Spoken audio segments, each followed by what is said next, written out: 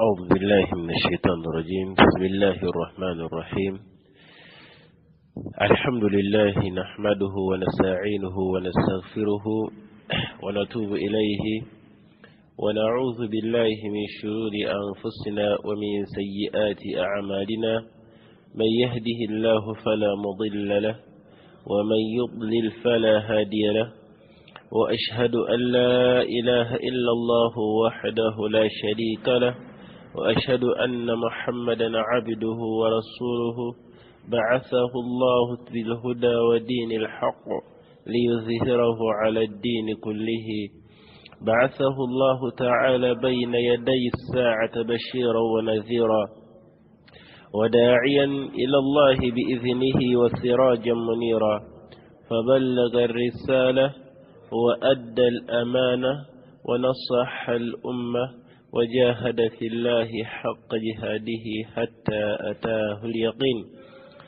ووفق الله من شاء من عباده فاستجاب لدعوته وكذب خبره، فاستجاب بدعوته واهتدى بهديه، وخذل الله بحكمته من شاء من عباده فاستكبر عن طاعته وكذب خبره وعاند أمره، فباءوا بالخسران والضلال البعيد. عباد الله، إخوة الأحباء،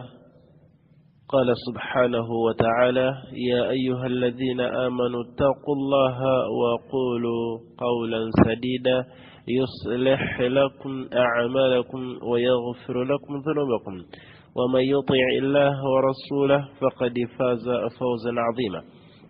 أما بعد، أبيتيوا أتندرز وجتيوا الله سبحانه وتعالى oyo atuwadde obulamu n'atutuusa olunaku olwaliro nga tukyali mu abanadamu abalamu. Tumusaba Allah abeerenga ateeka ku minzaani zaffe yawma alqiyama ebyo byonna byetutakabanira byetukola abeerenga abitusasulamu bulungi bwokka, ate ebyo byonna ebyo bitusobyeko ng'abaddu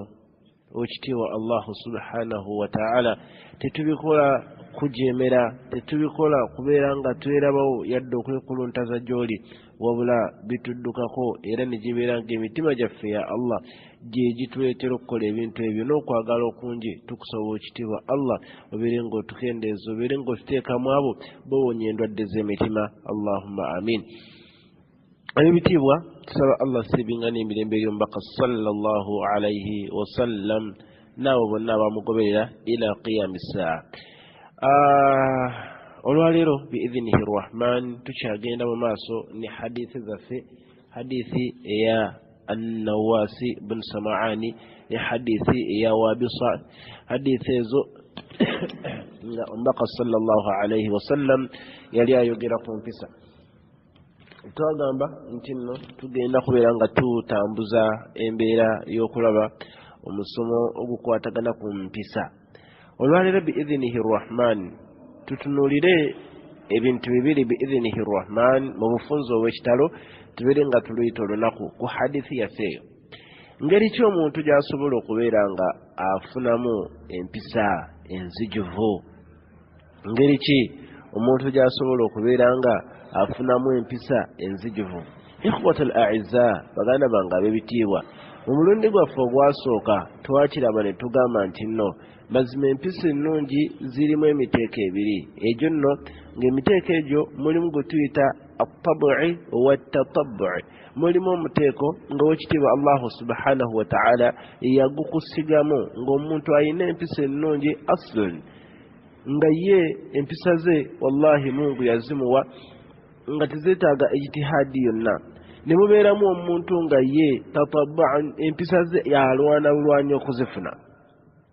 Ne tukimanyi obulungi nti nno omuntu alina empisa ensigemu ziba zisingira ddala empisa ezo nno ennwanirire. Bwe kityo nno twaleeta ddaliiri ya hadithi nga ekyali ekigambo ky'omubaka sallallahu alayhi wasallam bwe yali ayogera ng'agamba sahaba eyali ayitibwa Ashja' bun Abdil Qais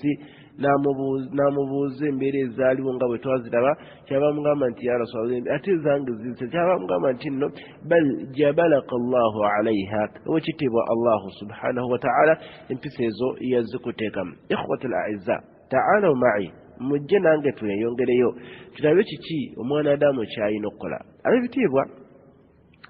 omwana Adamu bw'aba ng'alina empisa ennungi ensigemu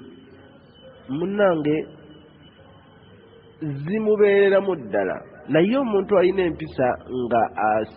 anoonye ba'du min al-ayyaami qad yafuutu. Omwana Adamu asobola okubeera ng'empisa ezo zimuvaamu olira bulungi mu biseera ebimu olw'embeera eziba zibaawo. Olwaki? Olw'ensonga yeetaaga okubeera nga azeekwatako nnyo n'okubeera nga azirumako n'amagego oba n'amannya amagego, n'okubeera nga yeewala ebintu bingi, okubeera nga awangaalira nnyo mu bintu ebimuleetera okuba nti aba n'empisa. Kwegamba ebintu ebi-addabu omuntu okuba n'empisa n'abeera nga abiwangaaliramu n'okunyiikira okw'amaanyi. Bwe kityo nabyo bitiibwa.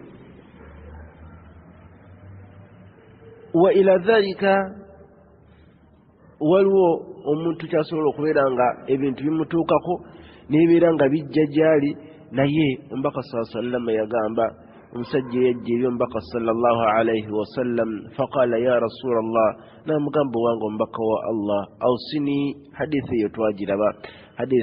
twagiraba bulungi, nkakasa nti nno buli omu agijjukira nga hadithi akhrajahu al-Bukhari ne Muslimu bagyogera. Nabyanga mugamba nti awsini, beera ng'onnaamira. Faqala sallallahu alaihi wasallama la taghdab, tonyiiga, la taghdab, tonyiiga.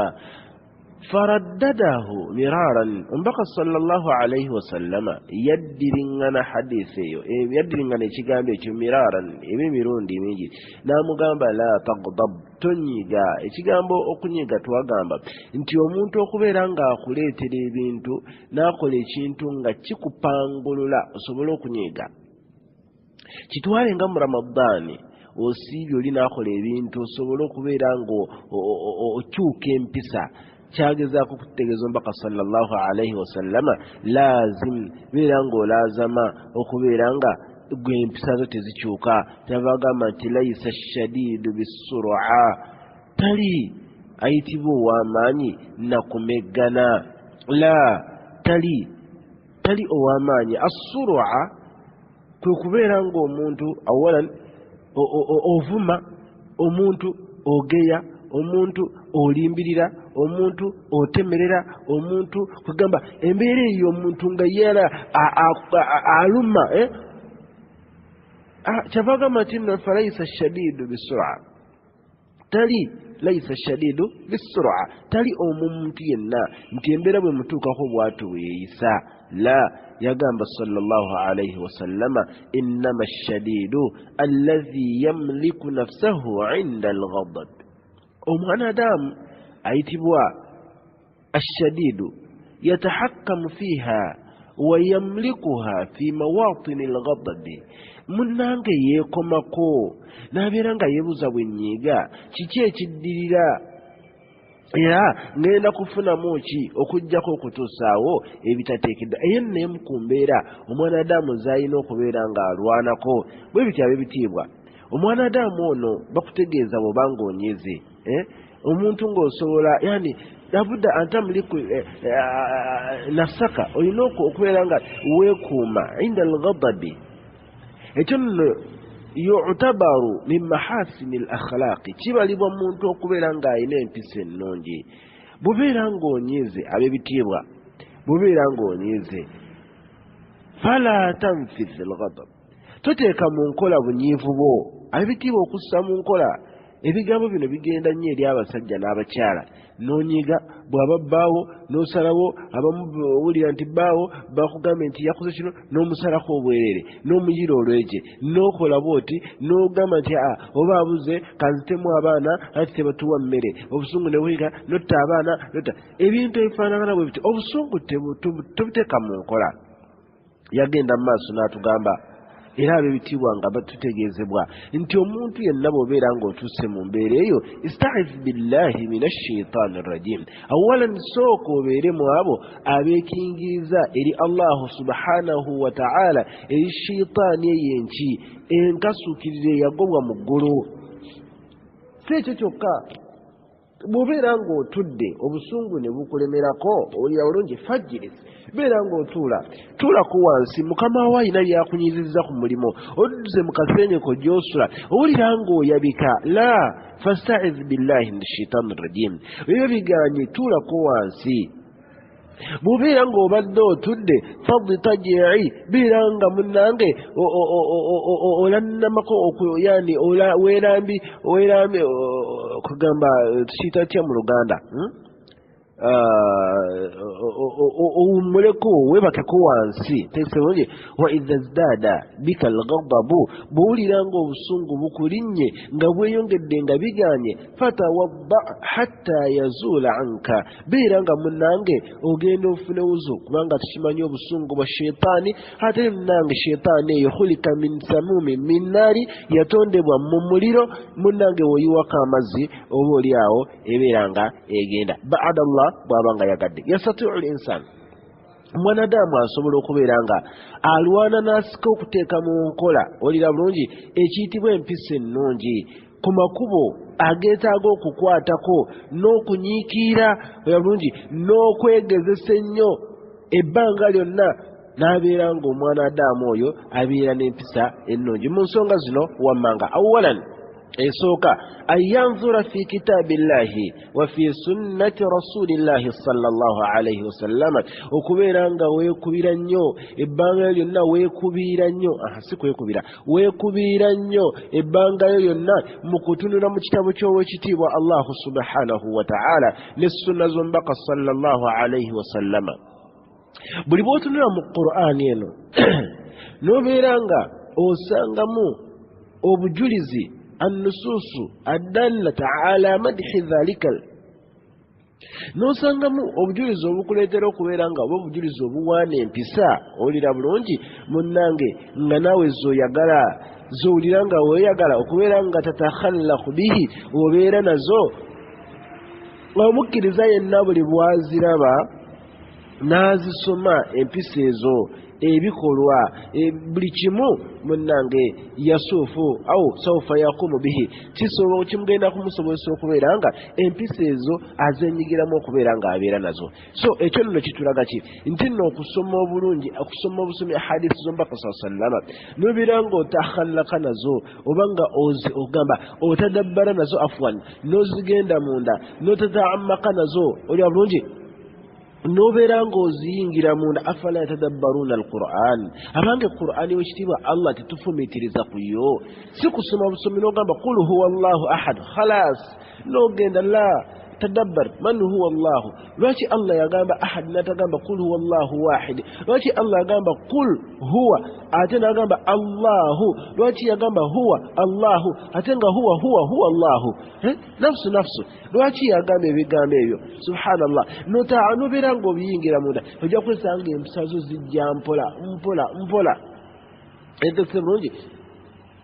nobeera nga osoma qur'ani agamba ti wekitiibwa allah subhanahu wa ta'ala ya ayuha alladhina amanu ittaqu llaha waqulu qawlan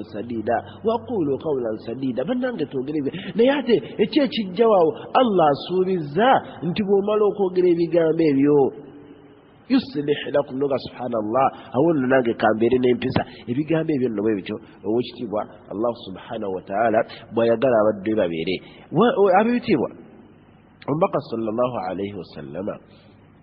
yatulaza ku nsonga eyo mu bigambo bye n'abeera ng'agamba mu hadithi akhrajahu imaamu al-bukhari wa muslim hadithi eyo bagyogera n'abeera ng'ategeeza n'atugamba sallallahu alayhi wasallama mathalu aljalisi salihi waljalisi su'i kahamili almiski wa nafikhi alkiri yagamba nti omuntu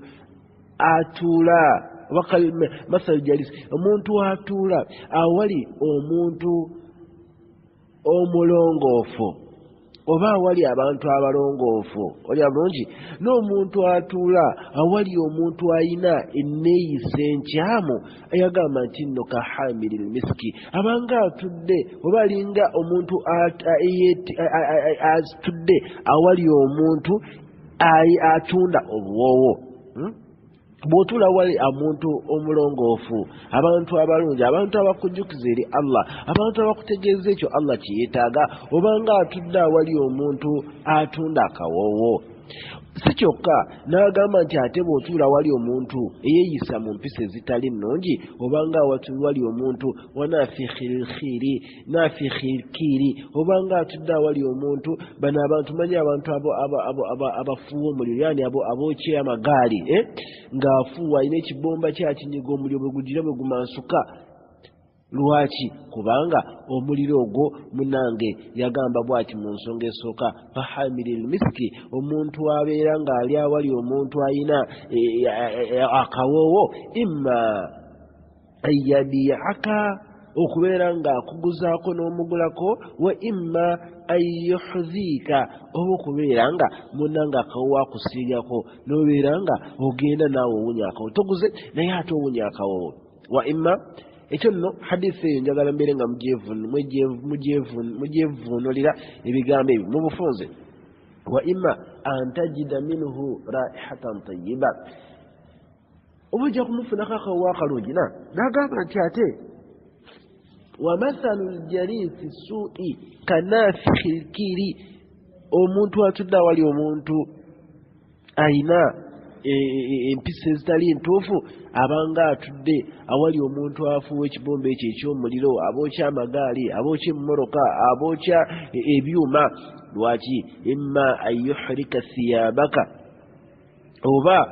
engoye zo ekimu ku ibyo okubeera nga zigendamu ebitulirwa muliro wa imma antajida minhu raihatan khabitha oba okusisinkana n'ogenda okuvaawo nga buli woyita naye weewulira ng'owunya otuuka wako oyagala kunaaba munange ezo nno engeri gye tusobola okufunamu empisa nga tuyambisa ahadithi z'omubaka sallallahu alaihi wasallam ensonga ey'okubiri ayo sahiba man arifu bihusni al-akhlaq okubeera ng'omuntu gw'ofuula mukwano gwo ateekeddwa okubeera ng'empisa ze nnungi omuntu gw'osembeza okubeera mukwano gwo ateekwa okubeera ng'empisa ze nnungi wal abdu omwana adamu yenna ayina okwewala omuntu ayina empisa enkyamu n'omuntu akola emirimu egyo egyetaagisa okubeera nga oba oliawo gikutwala eri Allah akujjukiza ku ebyo ebikutwala eri Allah okutuusa kimbeere okubeera nga yaj'al min hadhihi suhba obeere ng'oteeka oba ojja oba ofuula oba ofuna mu mukwano guno gwe mba mugasse madrasatun yasta'iinu biha ala husni al-khulqi nga munnange essomero eryo oba ofunemu ekyokuyiga nga munnange kikutwala okyesigamya nakyo oba kikuteeka okubeera ng'obeera mu mpisa enki abantu abalina empisa ennungi omubaka sallallahu alaihi wasallam ategeeza mu hadithi akhrajahu imaamu tirmidhi hadithi eyo hasani sahihin oyira bulungi nga ne imaamu ahmad naye yagifulumya nga wahasanahu sheikhu al-albani oyira bulungi fi sahihi jami'i sagiri n'agamba imaamu n'agamba owekitiibwa sallallahu alaihi wasallam arrajulu ala diini khalilihi yagamba nti nno omwana adamu yenna omutegeerera ku mbeera za mukwano gwe oba oyagala okutegeera omuntu mutegeerere ku mbeera za mukwano gwe omuntu yeeyisa mbeera za mukwano gwe kyava agamba sallallahu alaihi wasallama falyanzuru ahadukum man yukhalil abeere nga buli omu atunulamu ani gwafuula mukwano gwe kubanga gwofuula mukwano gwo yagenda okufuuka ensonga oba oliawo ekuyingiza ejjana oba egenda okubeera nga ekuyingiza omuliro eyo ensonga bbiri ensonga ey'okusatu engeri gye tusobola okufunamu empisa ennungi ab'ebitiibwa okubeera nga an yata'ammala al insaanu maadha yatarattaba ala suui khuluqihi omuntu okubeera ng'afumiitiriza nnyo kiki ekigenda okuddirira mu mpisa ze embi bwe weeyisa obubi kiki ekigenda okuddirira yabulungi fumiitiriza nnyo buli bw'onaafumiitiriza kijja kukuyambako okubeera nga omanya ki ekigenda okuddira ab'ebitiibwa amma manya nti empisa embi zirina ebitendo bino wammanga fasayi'u lkhuluqi mamkuutu empisa enfu oya bulungi empisa enfu oba omuntu alina empisa enkyamu empisa embi mamkuutun makruhun oya bulungi mugudabun oya bulungi anyiigirwa akyayibwa yani anyiigibwa atamwa oya bulungi sayi'u lkhuluqi mahjurun omuntu alina empisa embi mahjurun munnanga asengukwa abantu tebasobola kubeera naye wa sayi'u lkhalqi madhkurun bizikiri alqabihi empisa embi zitendebwa n'ebitendo ebibi bwe kityo nno n'omuntu azeetisse atendebwa n'ebitendo ebibi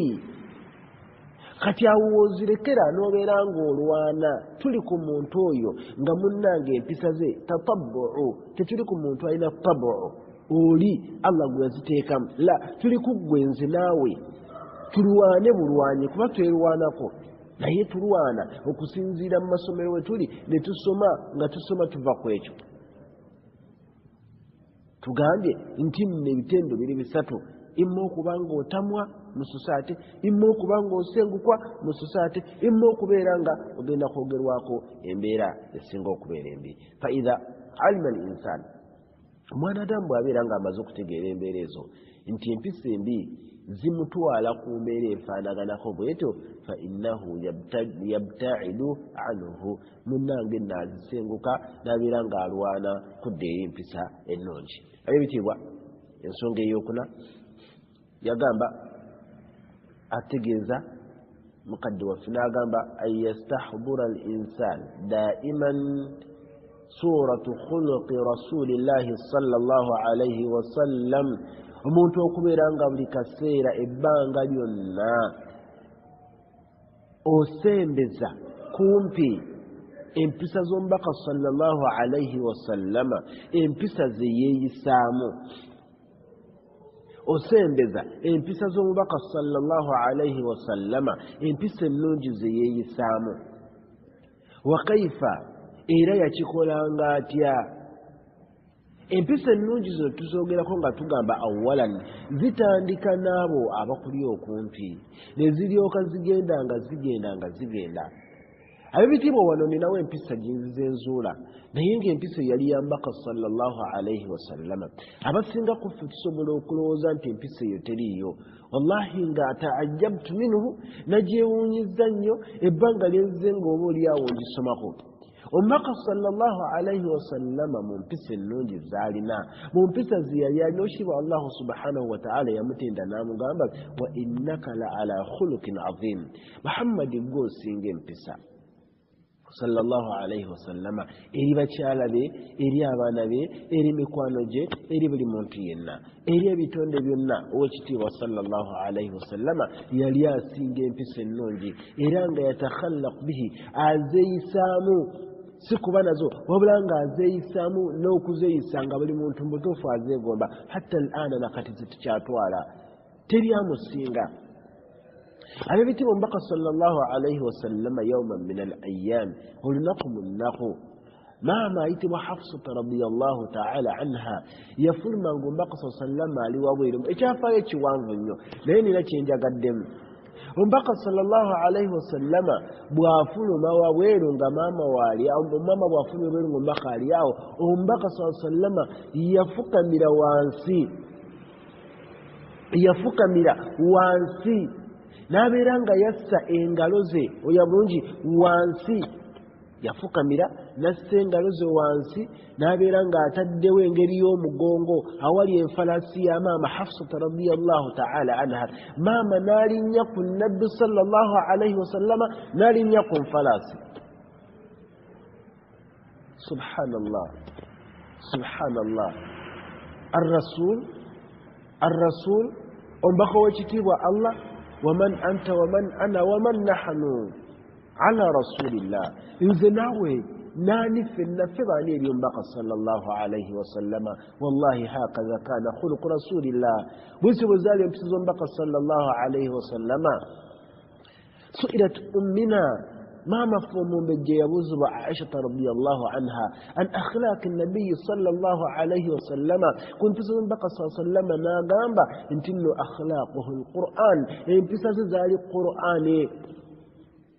بوتي بتقامتي أن يستحضر الإنسان دائما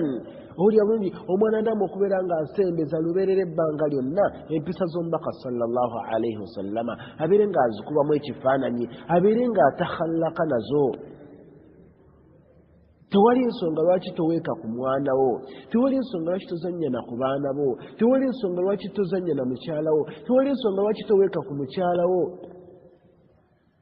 tewali nsonga lwaki mukyala wo takutuulako ku mugongo n'omuvuga gogolo ono gwe bavuganga ente ze mwavuga nga muli baana bato. Ezo nno mpisa. Omubaka saa sallama yaddukanga ne maama Aisha, teekawo lire tudduke ezo mpisa. Fa aina nahnu, ebintu bigaanidde luddawa? Bigaanidde mu mbeera takabburan, kwekuluntaza, kubeera nga twerabawo nti tuli ba waggulu, kubeera nga twefuula nti ffe teri atusinga era teri alina kutukkakkanya. Ab'ebitiibwa, wa kaifa annahu kaana yatawaada'u al-khulqi aw ay lil-khalqi, yali atyo omubaka saa sallama, omubaka oyo gwe twagala okuggyako empisa ennungi mu mbeera ze nga yatawaada'u yali mwetowaze nnyo eri ebitonde byonna Allah bye yatonda. Yali mwetowaze nnyo eri ebitonde byonna Allah bye yatonda. Weerabidde ekyafaayo ky'omuggo Nabbi sallallahu alayhi wa sallam gwe yatuulangako, baleete mimbali engeri gye gwakaabamu n'abeeranga aguwooyawooya. Weerabidde engamiya eyajja ew'omubaka sallallahu alayhi wa sallam, fashtaka, neebeera ng'emugamba ya Rasulallah, nemugamba nti mpisibwa mu biba ntikka bye sisobola. Omubaka sallallahu alayhi wa sallam n'agamba ani nannyini enfalaasi eyo kuba ngamiya eyo, n'agamba nti nziyara, n'amugamba nti gitikke byesobola, togibigika ya Rabbi, togibigika. Naye wama baalu nahnu, ffe tuli tutya empisa zaffe zetwagala okufuna tunaasobola ozituukako? Bw'atyo nno Omubaka sallallahu alayhi wa sallam yali mwetowaze nnyo. Wa yahlumu alayhim sallallahu alayhi wa sallama wa kaana yusaamihuhum, yali abasaamaha. Yahlum yani yusaamihu, olina akola ekintu ne bwe kibanga fi ayi gaaya, kiri mu mbeera ki esinga okubeera nga nnene nnyo, n'abeera nga abasonyiwa. aya tezaatujjira mu Qur'ani. Owekitiibwa Allahu subhanahu wa ta'ala ng'atunyumiza Nabbi Nuh alayhi salatu wassalam, ate bwe yamugamba n'amugamba nti abantu bano beera ng'obajjawo, wala ayegamba nti no sijja kugisoma, naye Allah ng'amugamba ajjewo abantu. Tojjukira Nabbi Isa alayhi salatu wassalam bwe yagamba Allah niffe ku Omubaka sallama ebintu byonna bwe byatuukanga bw'embeera yonna oba enyigiriza etya, Omubaka sallallahu alayhi wasallam wallahi kaana yahlumu alayhim, bye baakolanga byonna ne bamunyiiza. Omukyala najja nassa amaggwa mu kkubo n'agassaamu olunaku, n'atuuka n'agamba bannange mukwano gwange nga sikyamulaba, sikyafuna bubaka. Ya Rabbi, omuntu akuterawo kazambi n'ogamba sikyafuna bubaka, n'otuuka n'ogenda n'okumukyalira n'omukyalirako, n'amusanga nga mulwadde, n'amugamba mukwano gwange ki ekyakutuukako, nga sikyalaba bye wali ompeereza, kiki kyasaba? Kazambi n'amaggwa baali bateeka mu kkubo. Bwe batyo abantu bagenda okuyingira obusiraamu, bwe batyo abantu bagenda okunyerera mu busiraamu, bwe batyo abantu bagenda okwegomba, bwe batyo abantu bwe tugenda okutakhallaka n'empisa zammwe mwe abalala.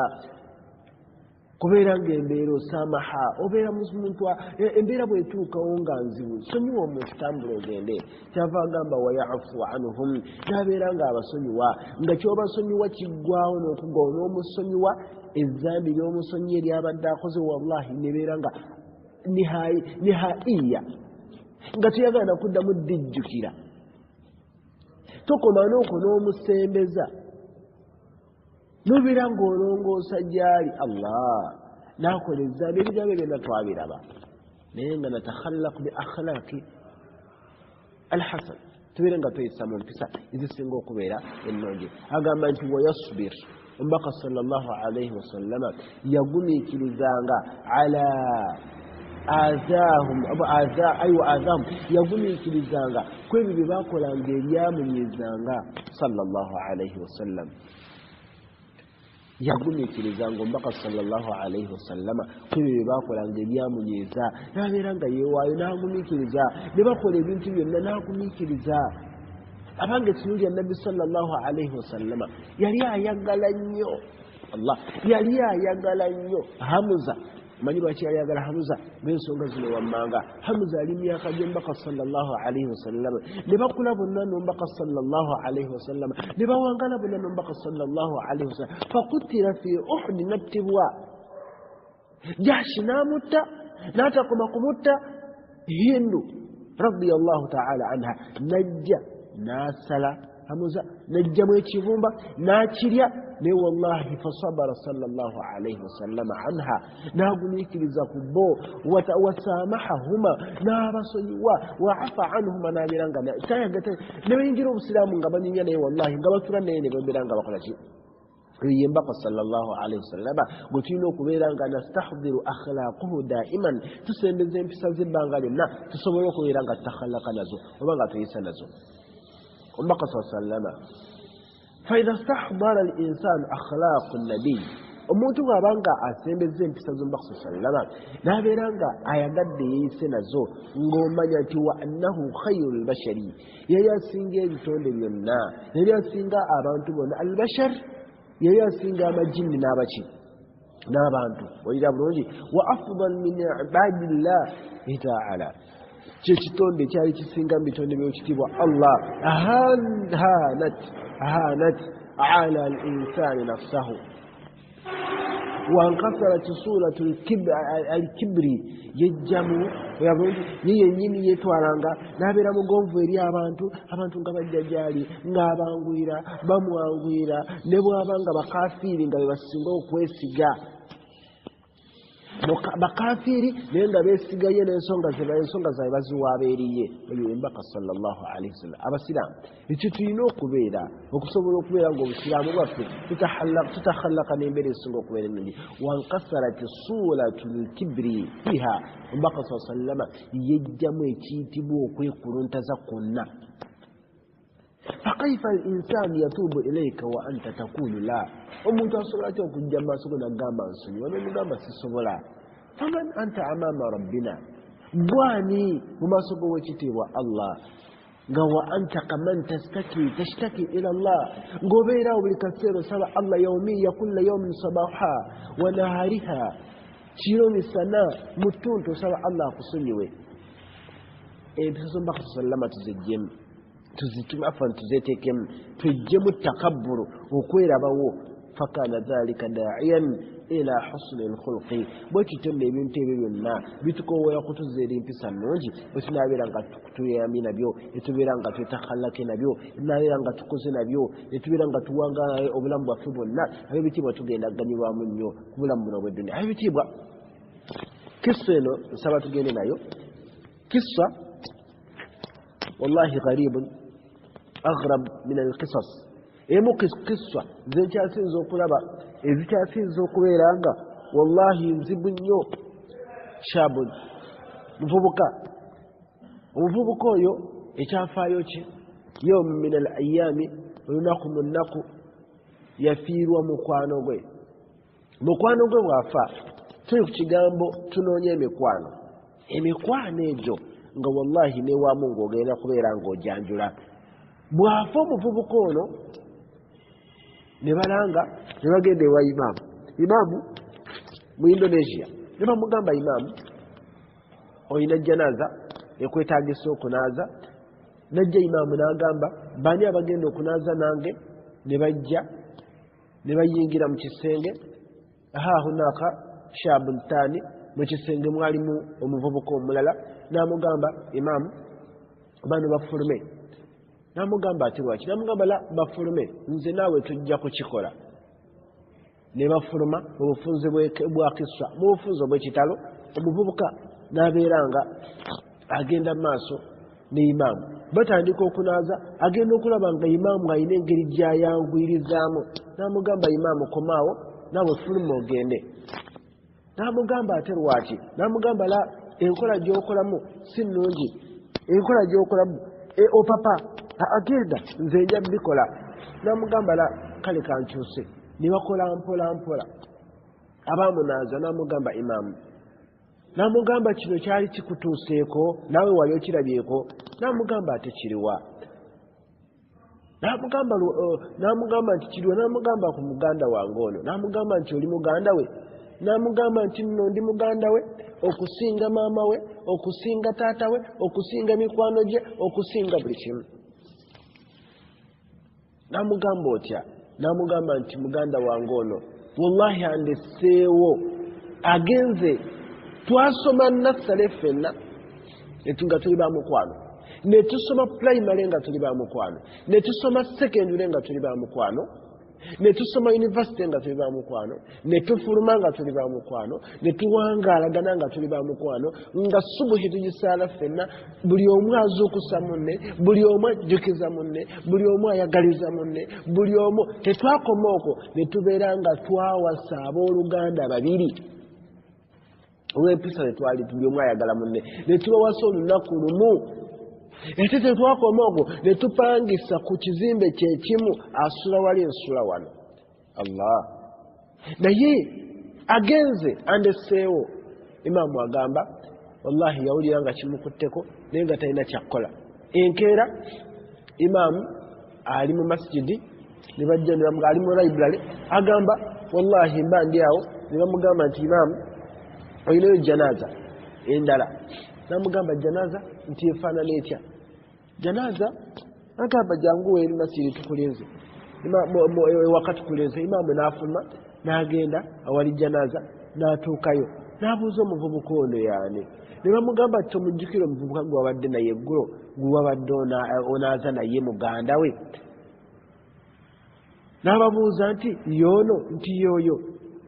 kyava ayita mukyala w'omuvubuka namubuuza kiki ekyamusse n'agamba wallahi simanyi kubanga twabadde wano twagenza okugenda mu kisenge kye ng'atudde bw'ati ng'afudde oba oliawo okugenda kwa muganda we y'ensonga lwaki yafudde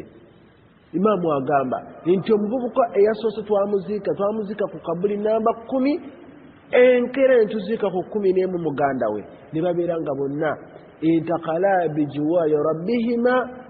badde eri allah waabwe naye nga tahabba fillah nga bayagalana kulwa allahu subhanahu wa ta'ala ebitiibwa egyo gy'emikwano gye tuba tunoonya owekitiibwa allah gy'atwagaza si mikwano egivuma abantu neweyambisa facebook neweyambisa whatsapp neweyambisa ebigambo byo n'okolokota gundi n'olinyirira gundi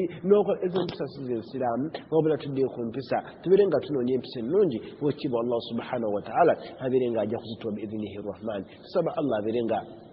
atuyigirizamu ebituyize atuweemu obulungi atusonyiwe byonna byonna ebitusobyeko ebiyitidde byonna ya rabbi mu musomo gwaffe guno byange ne sheitaani naye ebituufu by'owekitiibwa allahu subhanahu wa ta'ala nombako sallallahu alaihi wasallam saba allah abeere nga akkiriza abeere nga atuwaamu emirimu gyaffe gye tuwangaala nagyo emirimu gye tukola atuweemu empeera enzijuvu empeera ennene ne bakadde baffe bonna baganda baffe abaana baffe bonna n'emikwano gyaffe allah abeere nga agiwa obulungi mu nsi muno abo bonna abasooka okugenda allah tukusobola nga batusinkanya mu mbeera esinga okubeera ennungi